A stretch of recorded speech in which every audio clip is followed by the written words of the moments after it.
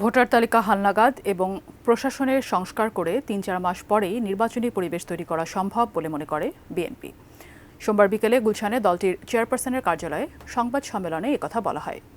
নির্বাচন সংস্কার কমিটিতে দেয়া দলটির প্রস্তাবে বেশিরভাগই আইনি সংশোধনের বিষয় থাকায় ভোটের প্রস্তুতি নিয়ে সময় লাগার কথা নয় বলেও মনে করেন বিএনপি নেতারা।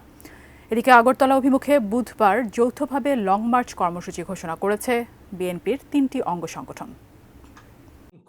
অগণিত মানুষ গেল দেড় দশকের বেশি সময় ধরে ধারাবাহিক কর্মসূচি দিয়ে সুষ্ঠু নির্বাচনের দাবি করে আসছে বিএনপি। সবশেষ ছাত্র জনতার অভ্যুত্থানের পর দলটির পক্ষ থেকে আরও বেশি জোরালো হয় ভোটের দাবি। বাংলাদেশ নির্বাচন কমিশন এটাকে শক্তিশালী করতে হবে। সোমবার বিকেলে গুলশানে বিএনপি চেয়ারপারসনের কার্যালয়ে সংবাদ সম্মেলনের আয়োজন করে দলটির নির্বাচন সংস্কার কমিটি।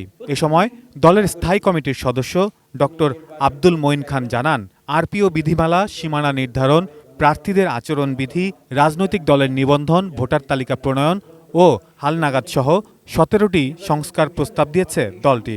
বিধিমালা যা কিছু রয়েছে সবগুলোকে নিয়ে আমাদের একটি হোলিস্টিক একটা চিন্তা ভাবনা করতে হবে। আমরা আসলে সেই পরিবেশ সৃষ্টি করব যেখানে একটি সুষ্ঠু নিরপেক্ষ নির্বাচন হবে এবং সেই নির্বাচনের মধ্যে জনগণের সত্যিকার প্রতিনিধি যে তাদের নেতা নির্বাচন করে একটি সরকার গঠন করতে পারে, এটাই হবে। কাঠ ও পিভিসি ম্যাটেরিয়ালের সংমিশ্রণে তৈরি আধুনিক আরএফএল উডিডোর, কাঠের চেয়েও কঠোর। সংবাদ সম্মেলনে বিএনপি নেতারা দাবি করেন, নির্বাচনী সংস্কার প্রস্তাবের বেশিরভাগই আইনি বিষয় হওয়ায় খুব বেশি বিলম্ব হওয়ার কথা নয়। আপনি বললেন রসগোল্লা দিলেন, গোলাল রসিদ্ধ আর কি, মানুষ তো রসগোল্লা খাওয়া ছেড়ে দিবে।